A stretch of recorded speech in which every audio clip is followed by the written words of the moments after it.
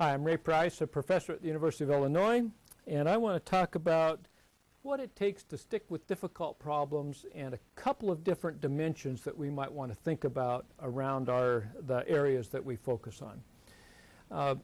Anything that we do that is really worthwhile will be challenging, and it will probably take us a period of time to be able to accomplish it. So if we're starting our careers at the University of Illinois as engineering students, then part of our challenge is to be able to say, how am I going to stick with that and solve the difficult problems when it comes up with it?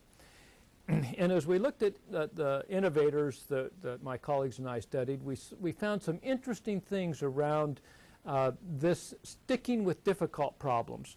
And the first set is not very surprising. There's a set of persistence, of do I just stick with it? But the other set, but within that persistence, there's two things. Or there's a set of things that says, am I willing to work hard?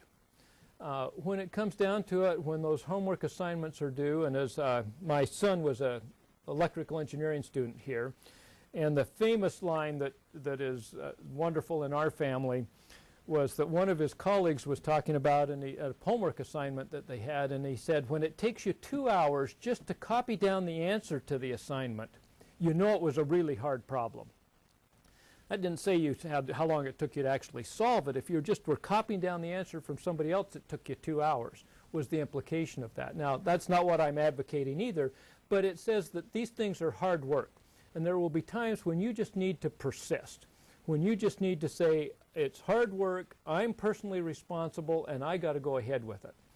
Now, part of helping with that is that we have long-term goals. One of our long-term goals, hopefully, is to be an engineer that's going to go out and create new categories of products, going to go do great new things, going to create new services, going to be an entrepreneur, going to save the world in terms of our energy or our environment or other things, but you're going to do something that makes a difference in the long term. So we have a long-term goal, but you need those short-term milestones. And you need that, whether that's over the 4 years of your engineering career, you might need that within a semester, and you're going to have short-term goals and milestones to be able to make it through the various assignments and the other things that you have. But the challenge here is that anything that's worth doing is going to require persistence, and you're going to have to persevere with it over a long period of time. The second part of this is that you want to be able to develop the capability to also challenge the status quo. As we looked at the difficult problems in industry, part of that was just being able to solve them technically with a good customer perspective to be able to come up with this new category of product. The other piece said, I had to convince the rest of the organization to come along. And you may say, well, gee, I'm going to go be an entrepreneur, and I will only have to worry about convincing myself to come along because I'm going to be in charge of things. And there I'll say, well, you're going to have to go convince your investors and other people to come along with you, and you're going to have to convince other people to join your company and to do other things as well. So wherever we go, there's going to be challenges to say, how do we challenge the status quo? How do we help change things? And here there's a different set of characteristics that are important to be able to persist. The first is confidence. That our self-confidence, our confidence in ourselves and our abilities and the ability that we're going to be able to find answers to those hard problems is an incredibly important piece of the problem.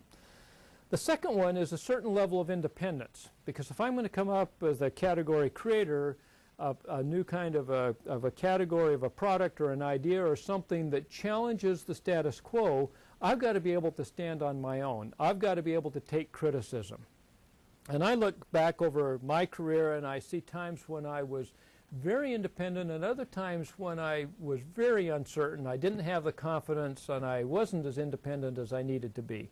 My classic example is I walked into my PhD program, and one of my professors said, Ray, we think you're reasonably bright, or we wouldn't have admitted you, but we don't think you know anything. So we're going to start all over. We're going to forget everything you knew, and we're going to start all over, and we're going to teach you from the ground up. I didn't have the confidence and the independence to say, well, I already know quite a bit. So when I came in with an idea to one of those professors very early on in my degree program, and he thought it was a really bad idea, I didn't have the independence of thought to stand up and say, no, I think it's a really good one, and to stick with it. if you're going to change perceptions in this world, and you're going to challenge the organizations and challenge the status quo, you've got to have that independence.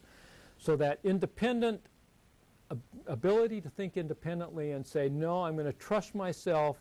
I've got enough confidence that I can think independently and I can reinforce that, and I trust the data and the other things that I'm seeing and my perspective and my creativity that says I'm coming at this differently. Then I'm going to be able to take calculated risks.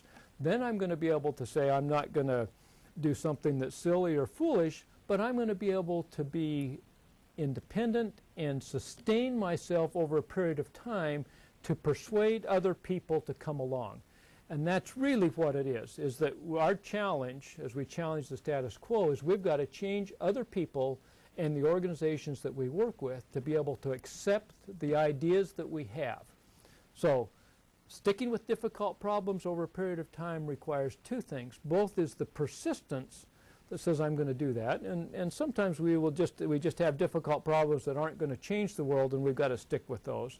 But if we have something that we really have an ambition that we want to go off and do something that's radically different, then we've got to have this other set of characteristics that says I've got to stick with it long enough to change other people's minds and change the organizations that I work with.